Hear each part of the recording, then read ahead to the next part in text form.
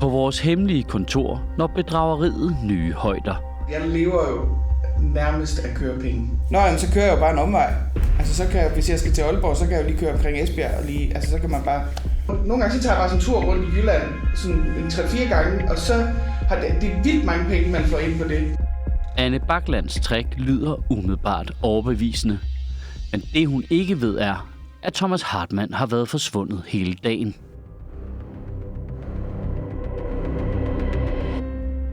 Jeg har prøvet at få fat i Hartmann hele dagen. Nu tager han pludselig overhovedet ikke telefonen. Det er sygt spændende nu. Okay, jeg prøver lige igen. Det er Thomas Hartmanns automatiske telefonsvarer. Jeg kan desværre ikke snakke nu, men du kan lægge et dramaturgisk vendepunkt efter bippet.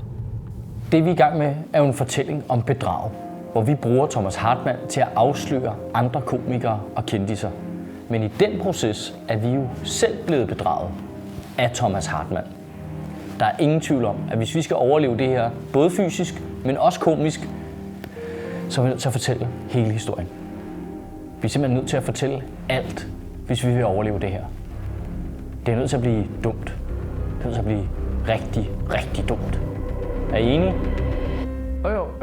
Det er vi nødt til. Vores totale mangel på respekt for grundlæggende GDPR-regler gør, at vi lynhurtigt kan lokalisere Thomas Hartmanns mobiltelefon. Hallo? Hartmann? Ja, man kan komme ind herover. Thomas Hartmann har tilsyneladende hele tiden haft et andet kontor, hvor han har fortsat sine lyssky forretninger. Da vi får adgang til lokaliteten, gør vi en hårrejsende opdagelse. Flere udsultede komikere skriver for Thomas Hartmann på de opgaver, han påtager sig i branchen. For eksempel denne drengelignende mand, der er linket til et skrivebord og utrætteligt forsøger at sammenligne ting med andre ting. I rummet ved siden af står det endnu værre til.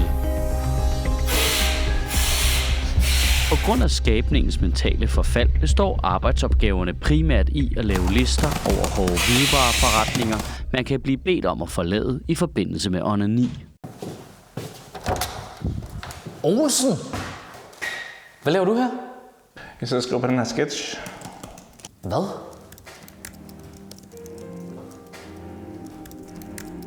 Jamen, bliver det ikke for mærkeligt nu, eller hvad? Du er et geni, Olsen. Fuck, det bliver sjovt, det her. High fives til alle.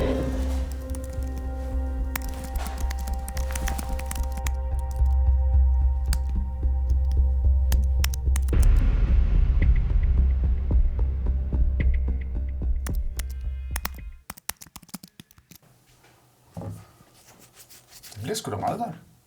Ja, jeg tror, det er meget fint.